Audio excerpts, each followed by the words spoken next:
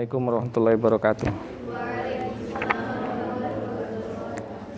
Fadhil Rasulillah sallallahu alaihi wasallam wa ala alihi washabbihi kiram. Wal suhada wassalihin wal auliya musannifin.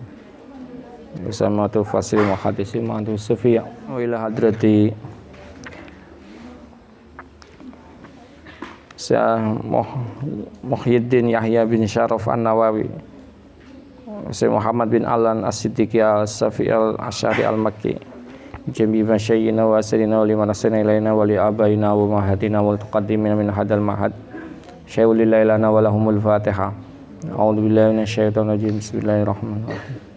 Alhamdulillahi rabbil alamin arrahman. Ya na'budu wa iyyaka nasta'in. Bismillahirrahmanirrahim. Babut taubat. Sekarang masuk kita bab taubat. Qolal ulama berkata, berpendapat at-taubah wajibatun, bahwa taubat itu hukumnya wajib. Mingkul lidambin, dari setiap dosa. Ya, ini setiap dosa ya. Jadi setiap dosa itu nanti itu baik dosa besar maupun dosa kecil, baik dosa yang tampak maupun dosa yang tidak tampak. Yang tidak tampak itu apa? Itu yang dosa batin itu ya, kayak riya, kayak dengki, itu kan nggak terlalu tampak rek. Ya, itu semuanya wajib untuk ditaubati ya. Fa in kanat al maksiatu, jikalau maksiat itu bainal abdi, antaranya hamba, wa bainallah, dan antaranya Allah, la tata'allaqu bihaqi adamiyin, yang tidak ada hubungannya dengan dosa dengan anak Adam ya, seperti meninggalkan sholat, itu kan hubungannya dengan Allah. Tidak puasa Ramadan ya, kan itu sekali lagi hubungannya langsung dengan Allah. Beda dengan ngerasani, itu hubungannya dengan sesama manusia. Ini yang hubungannya adalah dengan Allah. Hubungannya dengan Allah, murni dengan Allah, falaha salah satu surut. Maka para ulama berpendapat bahwa untuk menuju taubat itu ada 3 syarat. Ya. Ahaduha, salah satu dari 3 syarat itu ayyukuli'a anil maksiat. Yang pertama, kita harus jebol dari maksiat tadi itu. Maksudnya jebol itu gimana? Ya, tidak melakukan maksiat itu lagi ya, dan memutus, dalam arti yang tidak melakukan lagi ya, yakufu yang kotiu, jadi mencegah sekaligus berhenti. Itu makna dari ayyukli'ah. Jadi berhenti kemudian tidak melakukan lagi ya, gitu. Itu harus jadi syaratnya itu yang pertama. Yang kemudian yang kedua, ayyandama ala fi'liha, yaitu kemudian getun ya atas itu telah melakukan perbuatan maksiat tadi itu ya. Kemudian yang ketiga, ayyazima alla yauda ilaiha abadan, dia berazam, bertekad bulat. Azam itu ya, tekad bulat untuk tidak kembali lagi kepada maksiat itu selama-lamanya ya. Jadi 3 ini yang harus diingat-ingat jikalau itu berhubungan dengan Allah ya. Fa'in fukida hadu salasati, jikalau dari 3 ini tidak ada ya, lam tasihha taubatuhu, maka tidak sah taubatnya. Nah, di sini saya baca di syarahnya ini tidak sah itu maknanya tidak sempurna ya. Jadi sebenarnya kalau 3 syarat ini tidak terpenuhi, tidak sempurna. Nah, sehingga karena dimaknai tidak sempurna, andaikan tidak ada ikhlaq sama azam itu sebenarnya juga sah-sah saja ya, tetapi menjadi berkurang ya. Ya kesempurnaan tadi tidak tercapai gitu ya. Artinya ya, kalau pingin sempurna ya 3-3-nya itu harus dilaksanakan. Jadi 1, berhenti secara totalitas dari dosa yang dilakukan.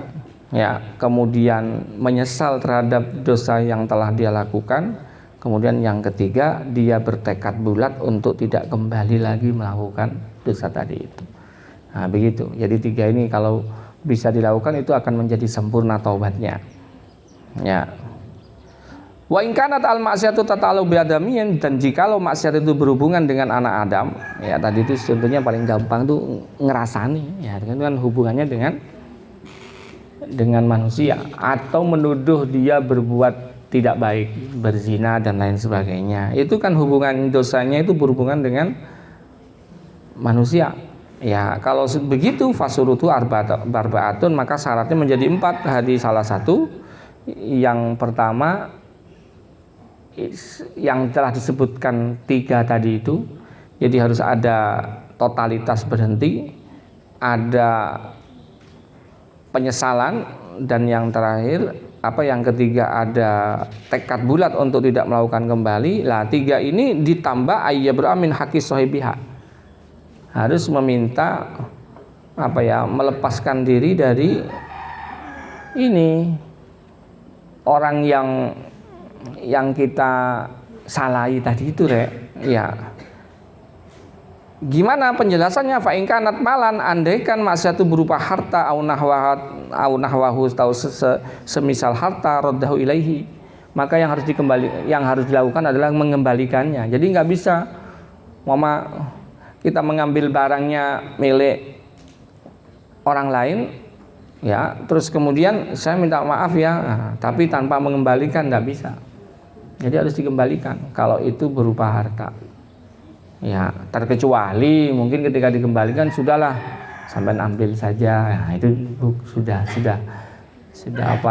itu hal yang lain, tapi tetap harus diomongkan, tidak bisa. Saya minta maaf ya atas semua dosa saya. Dosa apa? Pokoknya semuanya, dengan menyembunyikan mungkin ada sesuatu yang diambil tadi itu. Jadi harus diterangkan, ya, karena memang itu harus dikembalikan, terkecuali tadi itu kemudian orang yang disalahi tadi itu kemudian memaafkan. Wa in kanat hadda qadfin, jikalau maksiat itu berupa had qadaf, menuduh orang baik-baik berbuat tidak baik, berbuat zina, sehingga nanti berlaku had qadaf, ya, berlaku had qadaf itu berapa, dipukul berapa itu, 40 per 100 itu.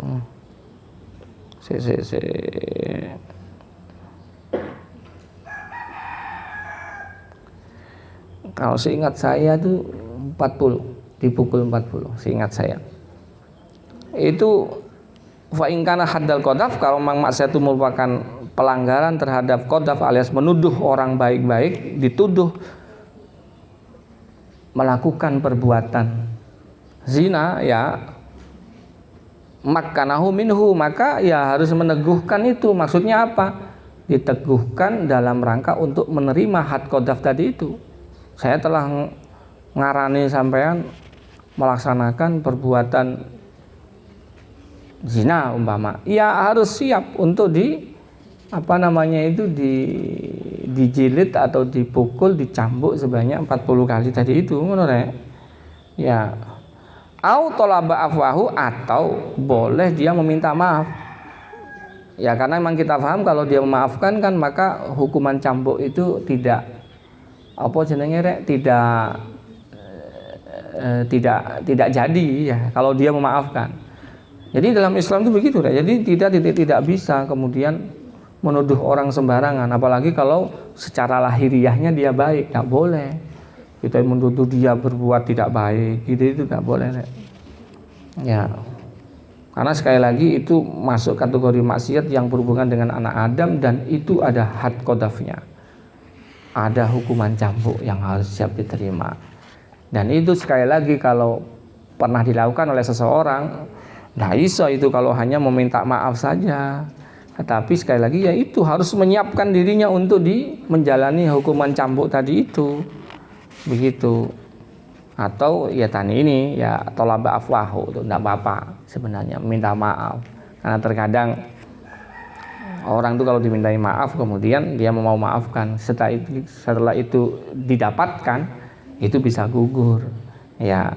Wa in kanat ghibatan, jikalau maksiat itu berupa ghibah, ngerasani ya, istahallahu minha, maka yang harus dilakukan itu di samping ini 1, 2, 3 itu, yang keempat kan kita harus istahallahu minha, harus meminta halal ya kepada orang yang kita gibai tadi itu ya, atas minha, atas itu ghibah yang telah dilakukan. Saya mohon maaf ya, saya sudah ngerasani sepanjang begitu ya. Wa yajibu ayyatuba min jami'i dzunub, dan wajib kita tuh bertobat dari seluruh dosa-dosa tadi itu gitu. Opo sirek kok harus bertobat? Ya karena begini terutama yang hakul adam. Kalau hakullah tuh enak Allah tuh Maha Pengasih. Ya. Yang berat tuh manusia. Ya. Manusia itu terkadang ada tipe manusia yang mangkelan. Apa mana sing nyelekit ke dalam hati itu apa namanya itu? Apa sih ini? Apa itu namanya? Sing kalau disalahi dia tuh sudah mancep dalam hati, nggak mau memaafkan, itu apa sih ini? Hah? Ya ada kah tipe manusia begitu itu? Nah ini ya harus dikejar untuk meminta maafnya, karena daripada kita dikejar nanti di akhirat, gitu lah. Karena kita sudah sangat paham ada sebuah hadis yang dimana Nabi pernah tebak-tebakan terkait mal muflis ya. Apa sih definisi definisi dari orang yang rugi? Nabi menjawab orang yang rugi itu ya, kalau sahabat jawabnya man la dinar wa la dirham, ya orang yang nggak punya uang. Tapi Nabi kemudian memberikan penegasan bahwa sebenarnya bukan itu. Ya orang yang muflis itu ya tadi itu orang yang nanti di akhirat tuh datang dengan amal yang banyak, tetapi dia itu pernah melakukan kesalahan-kesalahan yang sifatnya hakul adam ini, maksiat hakul adam ini, yang akhirnya yang terjadi adalah orang-orang yang pernah disakiti itu akan meminta pertanggungjawabannya berupa ya tadi itu amal baiknya itu nanti diambil ya, karena orang yang setiap yang disalahi itu akan menuntut haknya. Mereka kan semuanya pengen selamat Salah satu yang bisa dilakukan kalau mereka sholat tidak bisa, mereka beramal baik di akhirat sudah tidak bisa karena sudah selesai. Maka yang mereka lakukan adalah dalam rangka menyelamatkan diri mereka adalah mencari orang-orang yang pernah menyalahi ya, mensalahinya ya, kemudian meminta keadilan yang akhirnya kemudian amal baiknya itu jadi kesalahannya ditimbang, jadi berapa kilo gitu, maka nanti yang terjadi amal jeleknya orang yang pernah disakiti itu diberikan kepada dia ya, atau amal baiknya itu diambil sebesar kesalahan yang telah dia lakukan. Sehingga amal baiknya yang banyak itu lama-lama kan habis kalau yang pernah disakiti itu banyak. Bahkan kalau sudah habis tidak berhenti di situ, andaikan masih ada orang yang pernah disakitinya. Ya apa caranya amal jeleknya orang yang pernah disakiti itu yang akan diberikan. Ngono Itu yang akan dilakukan Makanya hati-hati ya, sebelum meninggal dunia ya dicobalah dicari semua orang-orang yang pernah disalahi tadi itu ya, karena sekali lagi manusia itu wangil, ada yang tipenya yang angel untuk diminta maaf. Hanya saya berpesan inilah emben ya no akhirat ya andaikan ada yang yang berbuat salah gitu itu bisa sudah maafkan saja lah. Kita harus ya rodok sungkan lah kepada Nabi itu. Nabi itu kan nanti kan mencari umat-umatnya untuk disafaati. Nabi itu semangatnya semangat membantu. Jangan sampai kemudian kita ini semangatnya adalah menyelamatkan diri sendiri, mengorbankan orang lain. Paham maksudnya? Jadi kalau Nabi itu semangatnya kan memberi syafaat. Ya apa caranya masuk surga umatnya itu. Maka sebaiknya kita semangatnya itu jangan sebaliknya dari kayak Nabi yang lakukan. Itu boleh isopo sing salah nang ke kita, kemudian diminta amal baiknya. Kalau dia nggak punya amal baik, kita berikan amal jelek kita kepada dia. Setelah nanti dimintai dihitung seberapa besar kesalahannya. Itu kan berbalik dari semangat Nabi dalam rangka untuk ya opo umatnya itu bisa masuk ke dalam surga semuanya. Ya, tidak apa-apa. Ya mudah-mudahan umpama kita punya semangatnya itu semangat untuk menyelamatkan orang lain, Allah kemudian memandang kita dengan pandangan rahmat, kemudian dosa-dosa kita malah diampuni oleh Allah. Sangat bisa itu terjadi. Karena bagaimanapun makhluknya Allah yang pernah menyakiti kita itu, manusia yang menyakiti kita itu adalah makhluknya Allah. Ya, bisa jadi dengan apa yang kita lakukan kemudian Allah memberikan kasih sayangnya dengan kemudian memaafkan dosa-dosa yang telah kita miliki. Saya pesannya itu aja, ya jangan semangatnya itu aku pingin selamat, tak golei wong-wong yang pernah nyakiti saya akan minta keadilan, saya akan minta amal baiknya diberikan pada saya. Itu kan semangatnya berbalik arah 180 derajat dengan semangatnya Nabi kita. Kalau Nabi kita kan semangatnya ya apa carane umatnya masuk ke dalam surga. Kalau semangat kita yang kayak tadi itu semangat menjatuhkan orang lain kan begitu. Ya.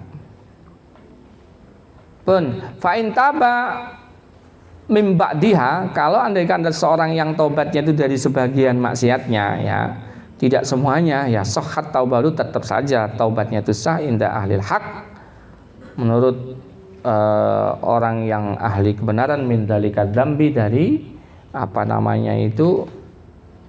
dari dosa tadi itu, alias tetap saja tidak apa-apa, tidak masalah. Orang yang bertobat dari sebagian, ya sebagian dari dosa yang dia taubati, ya wabaki alaihi albaki, tapi dengan catatan dosa yang belum dia taubati tetap ada. Makanya lebih baik sekali jalan kalau minta tobat ya tobat semuanya. Ya. Makanya ada orang itu kalau berdoa itu astaghfirullahaladzim min kulli dzambin wa atubu ilaihi, min kulli dzambin, ya Allah saya memohon ampun kepada Engkau min kulli dzambin, dari setiap dosa. Itu aja lebih enak. Jadi kalau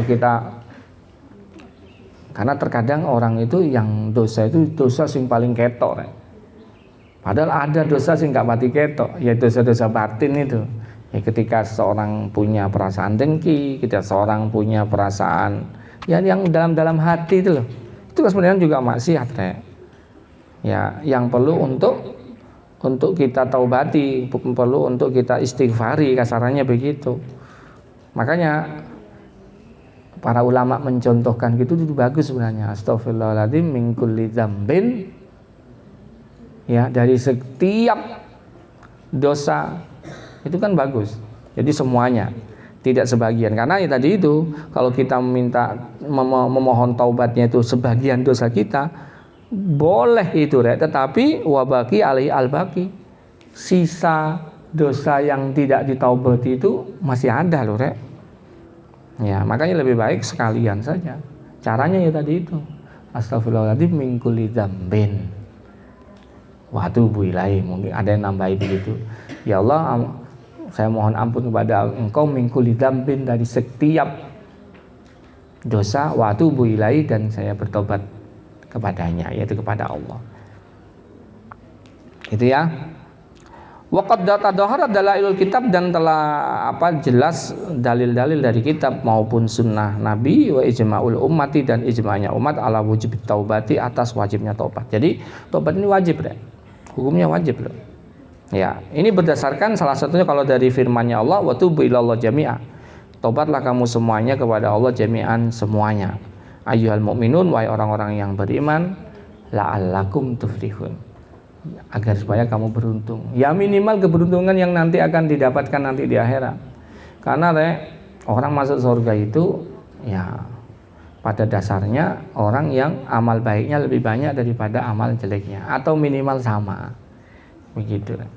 Nah, supaya sama atau lebih banyak amal baiknya, ya tiada lain jalannya kecuali dengan memohon ampun kepada Allah untuk itu menggugurkan semua dosa yang pernah dilakukan tadi itu. Makanya redaksinya Allah di surat An-Nur ayat 31 ini, la'allakum tuflihun. Memang la'allakum itu menawa-menawa, mudah-mudahan. Tapi kalau Allah yang mengatakan la'allakum itu pasti. Jadi beda. Kalau menawa-menawanya kita yang melakukan, menawa kamu selamat, itu bisa selamat bisa tidak. Tapi kalau la'alla itu Allah yang ngendikan, Allah yang berfirman, itu berarti pasti. Ada kepastian bahwa orang tersebut akan beruntung. Gitu deh. Itu makna la'alla kalau yang mengatakan Allah dengan manusia itu beda. Nah, kalau kita menawa kita itu kan nanti keluar menawa nanti saya punya waktu lah. Menawa kita itu bisa iya bisa tidak gitu deh. Tapi kalau Allah itu pasti deh. Jadi la'allakum tuflihun berarti nanti kamu akan beruntung. Bukan mudah-mudahan, tidak. Ya itu benar-benar akan beruntung. Siapa? Orang-orang yang mau bertobat kepada Allah. Begitu juga firman-Nya Allah berikutnya, istaghfiru rabbakum tsumma tubu ilaihi, istighfarlah kamu semuanya, yaitu mohon ampunlah kamu semuanya kepada Tuhan kamu, tsumma tubu ilaihi, kemudian bertobatlah ya kepadanya ya. Jadi ini kan juga sudah jelas sekali perintah untuk bertobat tadi itu ya.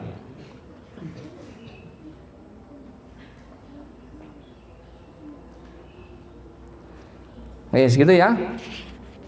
Assalamualaikum warahmatullahi wabarakatuh.